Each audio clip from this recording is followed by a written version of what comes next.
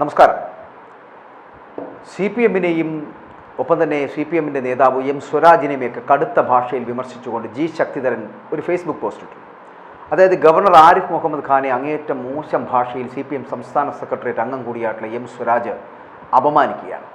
ഇതിനെതിരെയാണ് ദേശാഭിമാനിയുടെ മുൻ associate editor കൂടിയായിട്ടുള്ള G Sakthidharan രംഗത്ത് വന്നത്. അദ്ദേഹം പറയുന്ന പോലെ ബിഷപ്പ് മാർ കൂറിലോസ് തിരുമേനിയെ വിവരദോഷി എന്ന് വിളിച്ച് മുഖ്യമന്ത്രി പിണറായി വിജയൻ അധിക്ഷേപിച്ചതിൻ്റെ വിവാദം അത് ഇനിയും കെട്ടടങ്ങിയിട്ടില്ല. എന്നാൽ അതുക്കും മേലെയാണ് ഗവർണർ ആരിഫ് മുഹമ്മദ് ഖാൻ ചിത്തബ്രഹ്മമാണ് എന്ന് ദേശാഭിമാനിയുടെ പത്രാധിപരായിട്ടുള്ള എം സ്വരാജ് പ്രഖ്യാപിച്ചത്. സി പി എം എങ്ങോട്ടാണ് പോകുന്നത്? ഇവനെ തലയ്ക്ക് തളം വയ്ക്കാൻ ആരുമില്ലേ എന്നാണ് അദ്ദേഹത്തിൻ്റെ ചോദ്യം. ബി എസ് അച്യുതാനന്ദനെ എന്താണ് അധിക്ഷേപിച്ചത് അല്ലെങ്കിൽ എന്താണ് വിളിച്ചത് എന്നൊക്കെ കേരളം കേട്ടതാണ് എന്നുകൂടി എം സ്വരാജിനെ വിമർശിച്ചുകൊണ്ട് വലിയ ഒരു ഫേസ്ബുക്ക് പോസ്റ്റ് ശക്തിധരൻ കുറിച്ചു. ഈ സ്വരാജിൻ്റെ വിവാദ പരാമർശമൊക്കെ നമുക്കറിയാവുന്നതാണ്, അറിയാമല്ലോ. വിവരദോഷം ഇപ്പോൾ ഗവർണറാണെങ്കിൽ ഉണ്ടാകാൻ പാടില്ല എന്ന് ഭരണഘടനയിൽ എഴുതിയിട്ടില്ല എന്നാണ് സ്വരാജ് പറഞ്ഞത്. എം എൽ എയും എം പിയും അതുവഴി മുഖ്യമന്ത്രിയും പ്രധാനമന്ത്രിയും മന്ത്രിമാരും കേന്ദ്രമന്ത്രിമാരും സ്പീക്കറുമൊക്കെ ആയി ചുമതലകൾ നിർവഹിക്കണമെങ്കിൽ ചില യോഗ്യതകൾ വേണമെന്നും അക്കാര്യം ഭരണഘടനയിൽ കൃത്യമായി പറയുന്നുണ്ട് എന്നും ആ യോഗ്യതകളിൽ ഒരു യോഗ്യത സ്ഥിരബുദ്ധി ഉണ്ടായിരിക്കേണ്ടതാണ് എന്നും ചിത്തഭ്രമം ഉണ്ടായിരിക്കുവാൻ പാടില്ല എന്നും ഭ്രാന്തുണ്ടാവാൻ പാടില്ല എന്നതാണ്. എന്നാൽ ഈ നിബന്ധന ഇല്ലാത്ത ഒരേ ഒരു സ്ഥാനം അതുമാത്രമേ ഇന്ത്യൻ ഭരണഘടനയുള്ളൂ, അത് ഗവർണറുടേതാണ്. ഗവർണറാകണമെങ്കിൽ ഈ നിബന്ധനയില്ല. അത് വളരെ കൗതുകകരമായി തോന്നിയെന്നും ഒരുപക്ഷെ കോൺസ്റ്റിറ്റ്യൂട്ട് അസംബ്ലിയിലെ ദീർഘവീക്ഷണമുള്ള ആളുകൾ ഭാവിയിൽ ആരിഫ് മുഹമ്മദ് ഖാൻ കേരളത്തിൻ്റെ ഗവർണറാകുമെന്ന് കരുതിയിട്ടോ മറ്റോ ഈ വകുപ്പ് ഒഴിവാക്കിയതാണോ എന്ന് നമുക്ക് പറയാൻ സാധിക്കില്ല എന്നാണ് എം സ്വരാജ്. ഗവർണറാകാൻ 35 വയസ്സ് തികയണമെന്നേ പറഞ്ഞിട്ടുള്ളൂ എന്നാണ് ഗവർണറുടെ കാര്യത്തിൽ സ്വരാജ് പറഞ്ഞു വെച്ചത്. ഇതായിരുന്നു ആ വിവാദ പ്രസ്താവന എന്ന് പറഞ്ഞു. പക്ഷേ സ്വരാജ് ഇത് പറഞ്ഞതും അത് നേരെ ബൂമറാണ്. ചിത്തഭ്രമം വെളിവില്ല എന്നുള്ള ഡയലോഗുകൾ പ്രതിപക്ഷവും ബി ജെ പിക്കാരും പിണറായിക്കെതിരെ എടുത്ത് ആഞ്ഞ് പ്രയോഗിച്ചു. ഈ പറഞ്ഞ പഞ്ച് ഡയലോഗ് നേരിട്ട് ക്ലിഫ് ഹൗസിൽ ചെന്ന് പറഞ്ഞാൽ പോരെ സഖാവൈ എന്നുള്ള ട്രോളുകൾ ഇറങ്ങി. മാധ്യമങ്ങളോട് കണക്ക് പുറത്ത് മൈക്ക് കേടായാൽ മൈക്കിനോട് ദേഷ്യപ്പെടുക, മൈക്കിനെ അറസ്റ്റ് ചെയ്യുക, നവകേരള ബസ്സിന് നേരെ യൂത്ത് കോൺഗ്രസ് ഷൂ എറിഞ്ഞപ്പോൾ മുഖ്യനെ ഷൂ എറിഞ്ഞ് കൊല്ലാൻ നോക്കിയെന്ന് കേസെടുപ്പിക്കുക, യൂത്ത് കോൺഗ്രസ്സുകാരുടെ തല തല്ലിപ്പൊളിച്ച ഡിവൈഎഫ്ഐക്കാർ രക്ഷാപ്രവർത്തനമാണ് നടത്തിയതെന്ന്, അവർ രക്ഷിക്കൽ സംഘമാണ് എന്ന് പറയൽ, എന്നിട്ടും മുഖ്യന് വെളിവുണ്ടെന്ന് പറയുന്ന സ്വരാജിനെ പോലുള്ളവർക്കല്ലേ വെളിവില്ലാത്തത് എന്നുള്ള ചോദ്യങ്ങളുണ്ട്. ജില്ലാ കമ്മിറ്റി യോഗങ്ങളിലൊക്കെ നേതാക്കൾ പച്ചയ്ക്ക് പറയുന്നു പിണറായിക്ക് വെളിവില്ല, ഇറക്കി വിടാൻ. എന്നിട്ടും അവരെയൊക്കെ താങ്ങുന്ന ഈ സ്വരാജെ, നിങ്ങൾ ഉൾപ്പെട്ട സംഘത്തിനല്ലേ മുഴുത്ത വട്ട് എന്ന് പറയാതിരിക്കാൻ പറ്റില്ല. പൊതുവേദിയിൽ കയറി നിന്ന് ഗവർണറെ ഭ്രാന്തൻ എന്ന് വിളിച്ച് അധിക്ഷേപിച്ച് സ്വരാജ് സഖാവിൻ്റെ ഒടുക്കത്തിന് കാരണമാകുന്നു. രാജ്ഭവനിൽ നിന്ന് ഉടൻ ഇണ്ടാസെത്തുമെന്ന് തന്നെയാണ് വിവരങ്ങൾ പുറത്തുവരുന്നത്. സ്വരാജ് നേരെ കടുത്ത നടപടിക്കൊരുങ്ങുകയാണ് ആരിഫ് മുഹമ്മദ് ഖാൻ. നിരന്തരം ഗവർണർക്കെതിരെ അതിരുവിട്ട പ്രതികരണങ്ങളാണ് സി പി എം നേതാക്കൾ നടത്തിക്കൊണ്ടിരിക്കുന്നത്.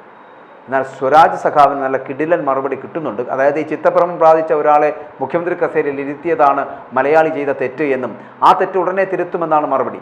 തലയ്ക്ക് വെളിവില്ലാതായി മൈക്കിനോട് വരെ ദേഷ്യപ്പെടുന്ന ക്യാപ്റ്റനല്ലേ ശരിക്കും ഭ്രാന്ത് എന്നും അതിനെയും താക്കി നടക്കുന്ന സ്വരാജ് സഖാവിനെ പോലുള്ള കൂട്ടരാണ് യഥാർത്ഥ കാലുനക്കികളിൽ നിന്നും സുഖിപ്പിച്ചു നിർത്തിയാൽ വല്ല കസേരയും കിട്ടുമോ എന്ന് അവസാന നിമിഷം വരെ നോക്കണം സഖാവെ എന്നുകൂടി പറയുന്നുണ്ട് ട്രോളുകളിൽ. വെറുതെ വടി കൊടുത്ത് അടിമേടിക്കുകയാണ് സ്വരാജ് സഖാവ്.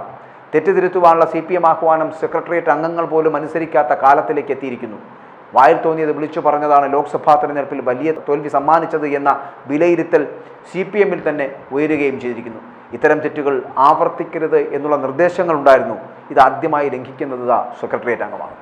കേരള ഗവർണർ ആരിഫ് മുഹമ്മദ് ഖാനെ പരിഹസിച്ചുകൊണ്ട് സി പി എം സംസ്ഥാന സെക്രട്ടേറിയറ്റ് അംഗമായിട്ടുള്ള എം സ്വരാജ് നടത്തിയത് ഏറ്റവും അവമതിപ്പുണ്ടാക്കുന്ന പ്രസ്താവനയാണ്. ഈ പരിഹാസത്തിനെതിരെ ഗവർണർ നിയമ നടപടിയുമായിട്ട് സ്വീകരിച്ച് മുന്നോട്ട് പോവുകയാണ്.